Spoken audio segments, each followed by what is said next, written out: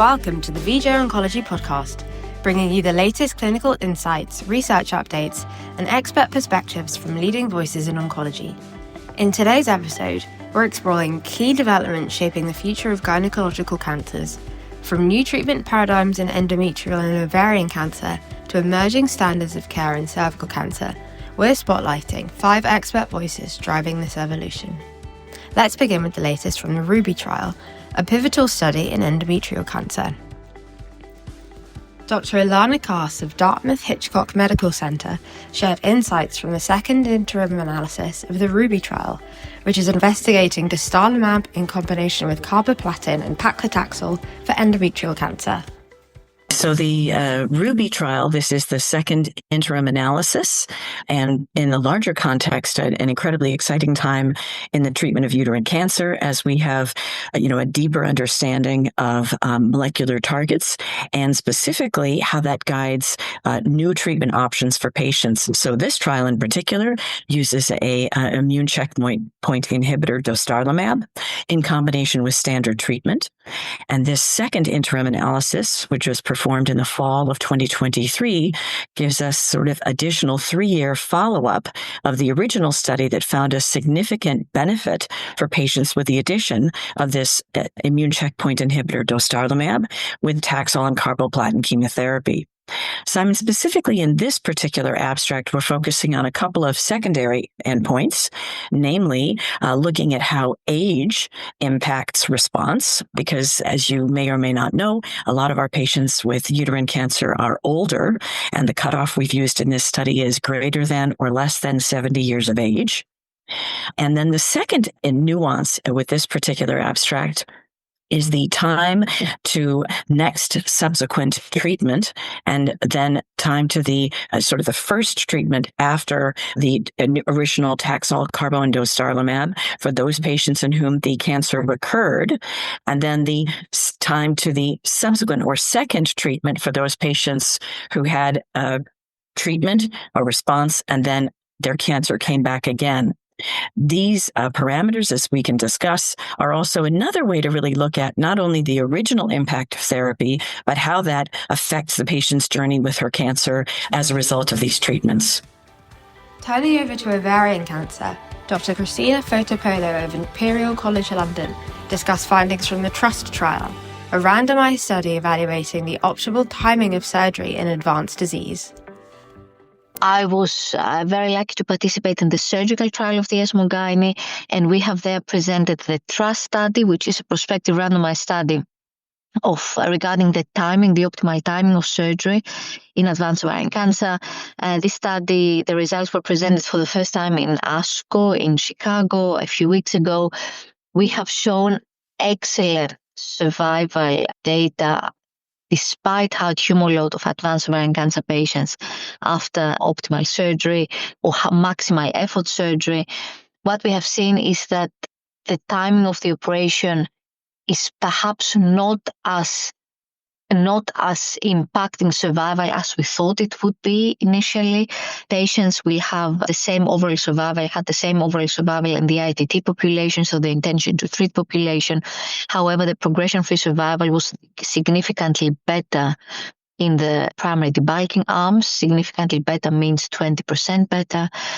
If we look at the subgroup analysis, the patients who were operated tumor-free, they had a clinically meaningful prolongation of the OS by 1 year, even though this did not reach statistical significance. It was just of a borderline significance of 0.052. So even though the primary endpoint of this study, which was the overall survival, was negative, it actually has taught us a lot and has set the base for future shaping of ovarian cancer surgery in the future. One of the most important and often overlooked topics in ovarian cancer care is the treatment of elderly and frail patients. Dr. Felix Hilpert of Krankenhaus Jerusalem addressed this directly. At least this is a work we performed as a doctors. We have a very comprehensive quality assurance program in Germany, which is done or performed since 2000 and is performed every 4 to 5 years, where we ask all German gynecologic hospitals to give us the data on ovarian cancer diagnosis they made in the third quarter of the respective year. So we have a large amount of patients where we know details about the tumor, about the patients and how they were treated and the follow-up. And last year in Florence, I gave the data on elderly patients with advanced ovarian cancer, where we can see really strong deficits, how bad their outcome is in comparison to younger patients. And this year we analyzed nearly 230 elderly patients, 75 years plus, with early ovarian cancer, and we can show that they really have bad prognosis, which is not necessary, because usually you can treat early ovarian cancer really sufficient and so that they have a good prognosis. But elderly patients, they progress.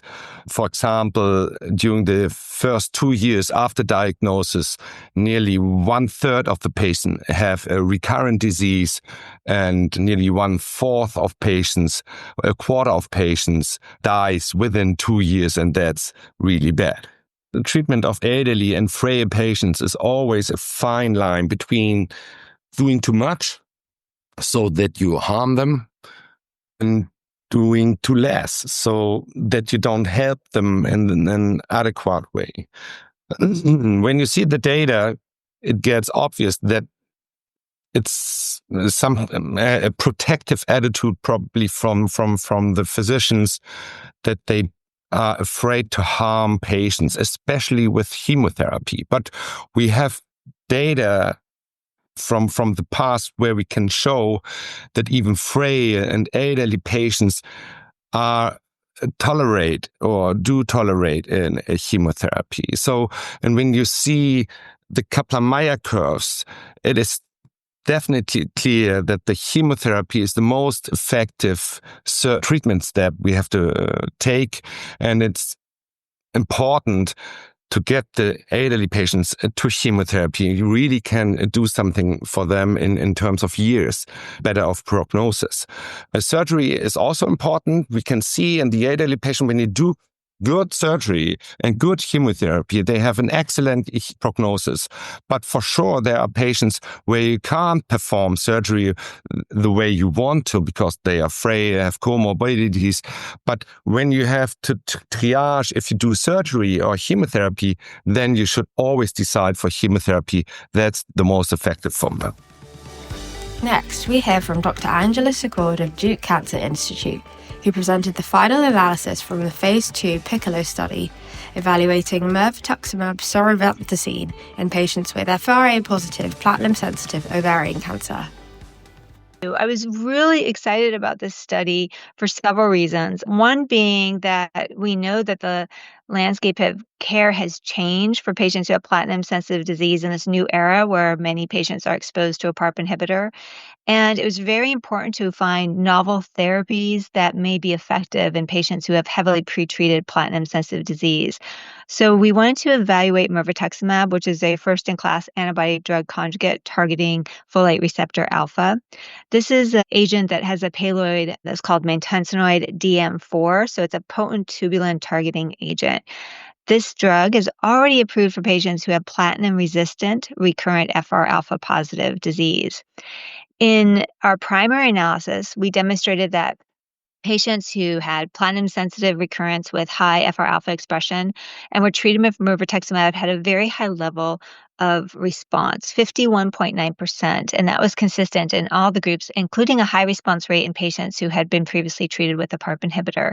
And the median duration of response was 8.25 months, with a median progression-free survival of 6.93 months.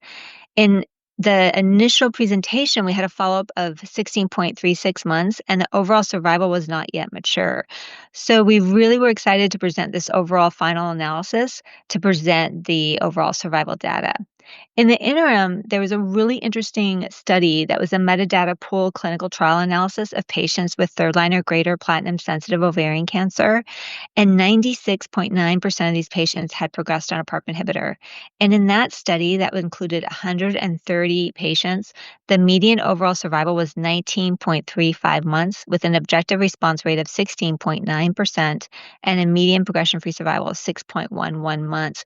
And this study was really important because it provided a benchmark of what to expect in patients who had progressed on a PARP inhibitor. So let me just share a little bit. The PICCOLO study design was a single-arm, open-label phase 2 trial of mirvetuximab, and the primary endpoint here was objective response rate. And key secondary endpoints included that progression-free survival and overall survival. In terms of the final analysis, the baseline demographics and characteristics of the patient population were very similar to previously reported. 81% of these patients had been previously treated with a PARP inhibitor, and 75% of patients progressed. And our final analysis study showed that with a median follow-up of 26.55 months, the median overall survival was 27.17 months. I also want to share that about 77% of these patients received subsequent therapy, and 47% of them received a platinum-based regimen. The overall efficacy summary in terms of objective response rate was very similar to the initial presentation. It was 51.9% objective response rate in the overall population. Patients who were PARP naive, it was 75%. And patients who progressed on a PARP, it was 45.8%. And the median overall survival was similar in all these groups, ranging in the 27-month time frame. The safety profile was very similar. There's no new safety events. So in terms of our overall conclusions, we were very pleased to find that the overall survival data of 27.17 months, the consistent median overall survival across all of these patient subgroups, as well as the objective response rate that was preserved in the final analysis, compared very favorably to the metadata pooled clinical trial analysis that I mentioned. And the safety profile showed that MIRV is really well tolerated with no new safety events. So I'm very excited because I think that the overall final analysis is consistent with our initial results, and the overall survival findings of 27 months is very promising given the other data regarding the pooled analysis. And finally, we turn to cervical cancer. Dr. Domenica Lorusso from the Fondazione IRCCS National Cancer Institute of Milan spoke about the KEYNOTE-A18 trial, which supports combining immunotherapy with radiotherapy in locally advanced disease. Oh, that's another very important point. Since more than 25 years, we have only chemoradiation for treatment of locally advanced cervical cancer. And honestly, modern radiotherapy is very effective. Image-guided adaptive radiotherapy has increased the local control and reduced toxicity in patients with the cervical cancer. And actually, about 80% of patients stage 2 are alive at 5 years. But there is a strong rationale in combining immunotherapy plus radiotherapy, because radiotherapy can induce an immunogenic death. And this was explored in KEYNOTE-A18, which is a randomized trial combining pembrolizumab with chemoradiation and as maintenance. With respect to chemoradiation in locally advanced high-risk cervical cancer, about 85% of patients had node positive, 55% at stage 3-4. And we demonstrate that when we combine pembrolizumab with chemoradiation, we significantly increase progression-free survival with an hazard ratio of 0.70 and overall survival with an hazard ratio of 0.68. From trial updates to surgical strategy and patient-centric care, it's clear that gynecologic oncology is moving into a new era, one defined by personalization, precision, and progress across tumor types. Thanks for listening to the VJOncology podcast. Be sure to subscribe for more insights and updates from the field. You can also find all of the interviews from today's episode on VJOncology.com. Until next time, I'm Sol, and this is VJOncology.